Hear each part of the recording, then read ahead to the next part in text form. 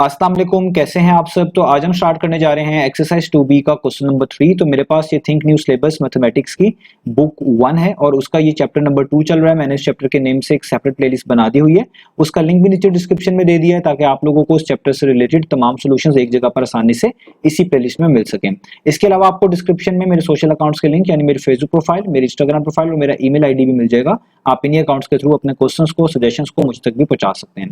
तो आइए स्टार्ट करते हैं हम क्वेश्चन नंबर 3 को। तो पहले मैं इसकी स्टेटमेंट को रीड कर रहा हूं, हम इसको समझ लेंगे फिर इसका सॉल्यूशन करेंगे। तो यहाँ पे लिखा हुआ है सारा spent a total of 8 hours volunteering last year.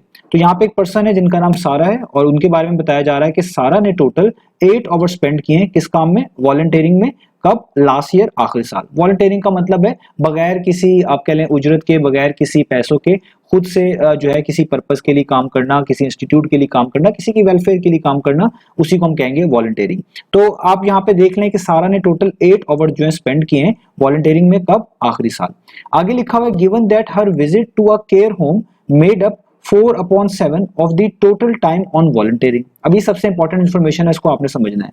तो वो कह रहे हैं, हमें यहाँ पर बताया गया है कि सारा ने जो है केयर होम को भी विजिट किया है।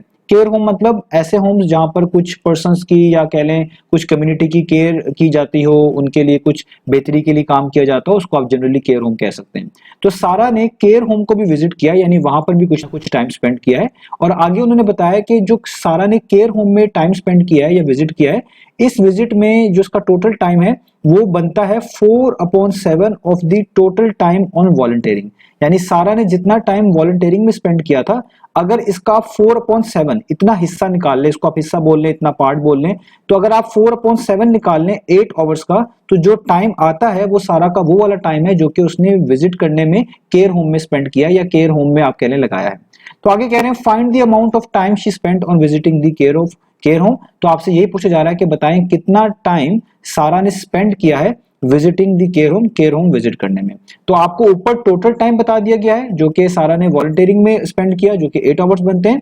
और आपको नीचे ये भी बता दिया गया है कि अगर आप इन 8 आवर्स का इतना हिस्सा निकाल लें, 4/7 पार्ट निकाल लें, तो आपको ऑटोमेटिकली पता चल जाएगा कि कितना टाइम सारा ने केयर होम में जो है स्पेंड किया या केयर होम को विजिट करने में लगा।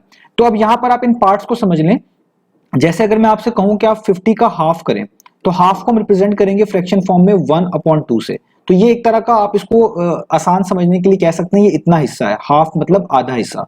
तो अगर आप 50 का इतना पार्ट निकालना चाहते हैं, इतना हिस्सा निकालना चाहते हैं, तो आप 50 और 1/2 को मल्टीप्लाई करेंगे, तो 2 1 टाइम्स 2 25 टाइम्स आ जाएगा, और 25 1 टाइम्स कितना आ जाएगा? 25। तो आप बता सकते हैं कि 50 का हाफ कितना हो गया? 25। तो इसी तरीके से अगर आपने 8 ओवर्स का इतना पार्ट निकालना है, तो आप 8 ओवर्स को और 4/7 को मल्टीप्लाई कर देंगे। तो उन्होंने खुद बताया हुआ है कि 8 ओवर्स का इतना हिस्सा आप निकालें तो वो बेसिकली वो टाइम निकल आएगा जो कि सारा को लगा होगा विजिट करने में केयर होम में, या सारा ने जो स्पेंड किया होगा केयर होम में।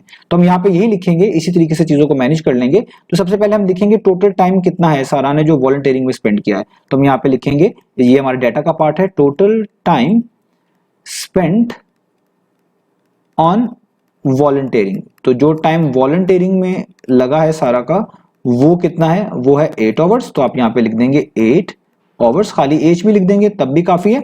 और अब हम निकालना क्या चाहते हैं? हम निकालना चाहते हैं वो टाइम जो कि केयर होम में लगा है सारा का। तो हम यहां पे लिखेंगे कि टाइम सारा स्पेंट ऑन विजिटिंग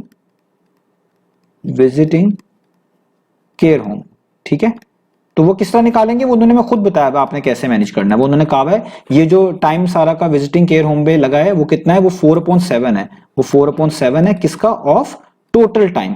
कहां पर? जो कि वॉलंटियरिंग में लगा था। Of total time spent on volunteering, जो कि ऊपर मेंशन भी है। ठीक है, तो जिस तरह मैंने अभी आपको बताया कि कुछ हिस्सा निकालना हो, कुछ आप कह लें वैल्यू में से, तो आप मल्टीप्लाई करके निकालते हैं। यहां पर भी ऐसा ही होना है कि 4/7 तो वैसे ही आएगा, ऑफ को आप एक तरह का कन्वर्ट कर लेंगे मल्टीप्लाई में। याद रखिएगा जब भी कुछ लिखा है सम पार्ट ऑफ दिस, तो इसका मतलब है आपने ऑफ को मल्टीप्लाई की तौर पे यूज करना है, ऑफ की जगह पर मल्टीप्लाई लिखना है।